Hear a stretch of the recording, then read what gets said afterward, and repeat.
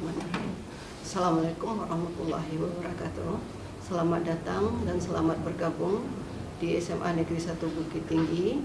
Anak-anak cerdas yang kami harapkan esoknya akan menjadi pemimpin-pemimpin di masa depan. Amin. Perkenalkan, nama saya Liliwati SPD MSI sebagai Wakil Kepala Sekolah Bidang Sarana dan Prasarana. Juga saat ini juga sebagai guru mata pelajaran matematika untuk tahun ajaran sekarang, mengajar di kelas 12 IPA. Pada kegiatan MPLS untuk siswa baru kali ini, Ibu akan menyampaikan hal-hal berkaitan dengan sarana prasarana di lingkungan SMA 1, juga berkaitan dengan program Adiwiyata. Terlebih dahulu kita akan membahas tentang Adiwiyata. Ketentuan tentang sekolah Adiwiyata tertera dalam Peraturan Menteri Lingkungan Hidup Nomor 5 Tahun 2013 tentang pedoman pelaksanaan program Adiwiyata. Adiwiyata Sekolah adalah salah satu program Kementerian Lingkungan Hidup bekerja sama dengan Kementerian Pendidikan Nasional dalam rangka mendorong terciptanya pengetahuan dan kesadaran warga sekolah untuk ikut bertanggung jawab dalam pelestarian lingkungan hidup yang bersih dan sehat. Program ini dilaksanakan berdasarkan 3 prinsip utama, yaitu edukatif, partisipatif, dan berkelanjutan. Prinsip edukatif tentu saja terjadi karena program ini memberikan informasi baru sebagai penambah wawasan dan ilmu yang bermanfaat bagi seluruh warga sekolah. Sedangkan prinsip partisipatif karena seluruh warga sekolah terlibat langsung dalam seluruh proses baik perencanaan, pelaksanaan, dan evaluasi pada program ini. Sementara untuk prinsip berkelanjutan ditunjukkan untuk kegiatan-kegiatan yang dalam program yang harus dilakukan dengan perencanaan baik, sehingga harus terus dilaksanakan secara terus-menerus. Alhamdulillah, tahun 2019 sekolah kita sebagai sekolah Adiwiyata Nasional yang penganugerahannya diberikan kepada kepala sekolah di Jakarta. Jadi dengan adanya program Adiwiyata ini, kami mengharapkan seluruh siswa-siswi baru SMA Negeri 1 Bukit Tinggi menyadari bahwa kamu semua harus peduli terhadap lingkungan. Demi terlaksananya program Adiwiyata tersebut, harus adanya yang pertama, pembiasaan. Pihak sekolah bisa membuat rambu-rambu untuk tidak membuang sampah sembarangan. Yang kedua adalah prinsip saling mengingatkan. Jadi ada semacam SWA kontrol, saling mengawasi dan mengingatkan di antara sesama teman. Hal ini bagus secara tidak langsung, anak-anak digiring pada satu pemahaman bahwa kebersihan sekolah adalah tanggung jawab bersama. Dan oleh karena mereka harus saling mewujudkan dan juga saling menjaga. Yang ketiga, prinsip memberi contoh. Para ibu dan bapak guru harus bisa memberi contoh untuk peduli pada kebersihan lingkungan sekolah.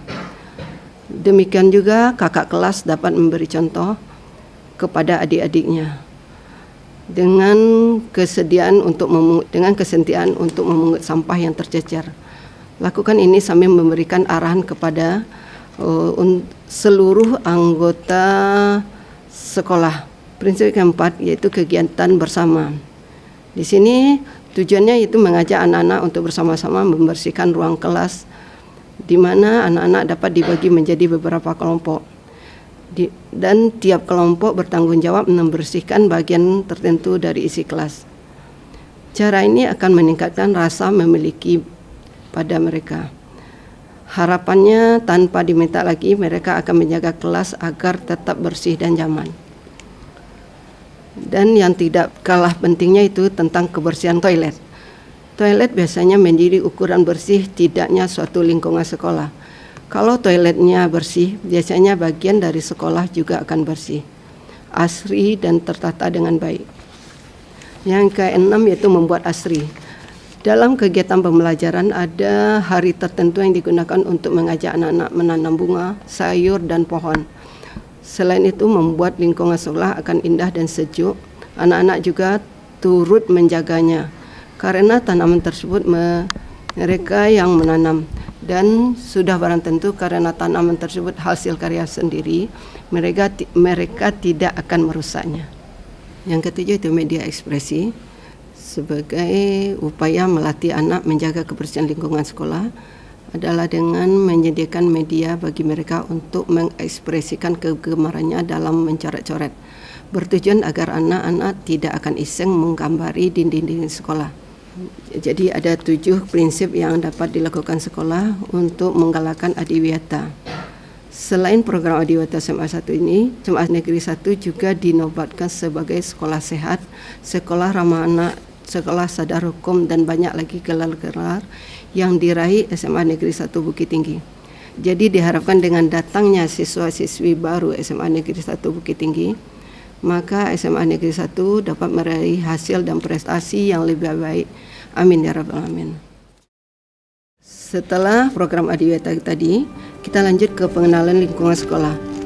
Pertama sekali yang perlu diketahui bahwa luas SMA Negeri 1 Bukit Tinggi lebih kurang 1,7 hektar, terletak di Jalan Syekh Jamil Jambe nomor 36, atau sering juga dikatakan di daerah Lambau. Kita masuk dari gerbang utama, di sebelah kanan terdapat pos Satpam. Petugas Satpam kita ada 2 orang, yaitu Pak Muswardi dan Pak Lamudin. Lanjut ke sebelah kiri terdapat gedung P, adalah Masjid Kebanggaan SMA 1, yaitu Masjid Al-Akram. Masjid selain tempat salat wajib dan sunat, juga sebagai pusat kegiatan keagamaan seperti tahfiz, muqayyam, mabit, dan lain-lain. Di sini terdapat 2 tempat berwuduk laki-laki dan 1 tempat berwuduk perempuan. Lanjut setelah Masjid Al-Akram, kita ke gedung B. Pada lantai 1 gedung B adalah ruangan majelis guru. Majelis guru yang berjumlah 67 orang. Di sini terdapat ruangan dapur, ruangan kerja, bagian komputer, dan toilet. Sedangkan di lantai 2 gedung B merupakan ruang perpustakaan sekolah yang bernama Perpustakaan Sunaryaman Mustafa. Alhamdulillah untuk tahun ini perpustakaan kita dalam penilaian untuk lomba perpustakaan tingkat nasional. Kita berdoa semoga mendapat menjadi juara di tingkat nasional. Setelah melewati jembatan Semansa, kita terus ke gedung A, sering disebut gedung utama atau gedung induk. Pada lantai 1 gedung terdapat 4 labor komputer.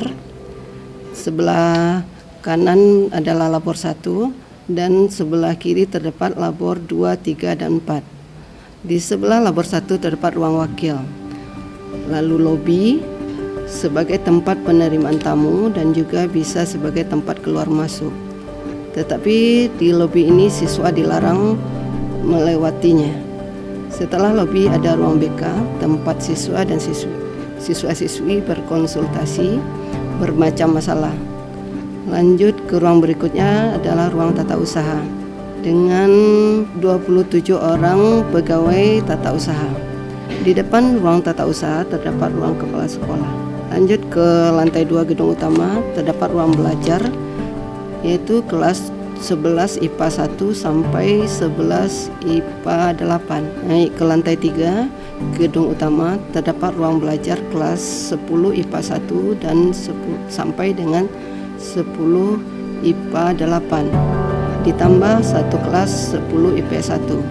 Setelah keluar gedung utama, di depan tangga terdapat toilet guru dan pegawai. Keluar dari gedung utama terdapat gedung N. Di sana ada toilet siswa perempuan, ruang gudang arsip, lalu ruang paspram, ruang komite, ruang sekretariat UKS, dan kopsis. Lanjut ke gedung berikutnya adalah gedung M. Pada gedung M untuk lantai 1 di sana ada ruang UKS 11 IPA 9, 11 IPA 1 dan 12 IPS 2. Naik ke atas yaitu lantai 2 terdapat 11 IPS 2 sebelah, ya itu di sebelah kanan tangga. Di sebelah kiri tangga ada ruangan 11 IPS 1, 2 dan IPS 3. Pada gedung M terdapat WC perempuan di bawah tangga. Lanjut ke gedung L, pada bangunan ini terdapat labor fisika dan kimia. Pada labor ini diketuai oleh Ibu Afdini.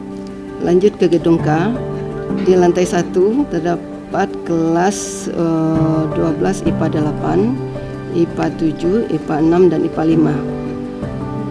Di lantai 2 gedung K ini terdapat kelas 12 IPA 1, IPA 2, IPA 3 dan IPA 4. Di samping tangga dari gedung K ada gedung C, yaitu kelas 12 IPS 1. Bangunan berikutnya yang di sebelah gedung C adalah gedung I. Sebelum pandemi merupakan tempat yang paling ramai dikunjungi siswa, yaitu kantin sekolah, sering juga disebut dengan Kambes. Di sebelah Kambes terdapat gedung H, adalah aula SMA Negeri 1 Bukit Tinggi yang bernama Aula Nazir Sultan Wudhu. Tempat kegiatan pertemuan, acara-acara seperti acara perpisahan. Lalu jika hari hujan, maka kultum juga sering diadakan di aula kita. Di dalam aula terdapat 4 buah toilet dan di luar 1 buah toilet. Aula juga dapat sering digunakan pada mata pelajaran olahraga. Selanjutnya gedung G. Di ruangan pertama kita bertemu, yaitu ruangan mulok untuk kegiatan pembelajaran PKUU. Di sini ada kegiatan memasak, menghidang dan segala kegiatan wirausaha. Setelah itu kita lanjut ke ruangan majalah.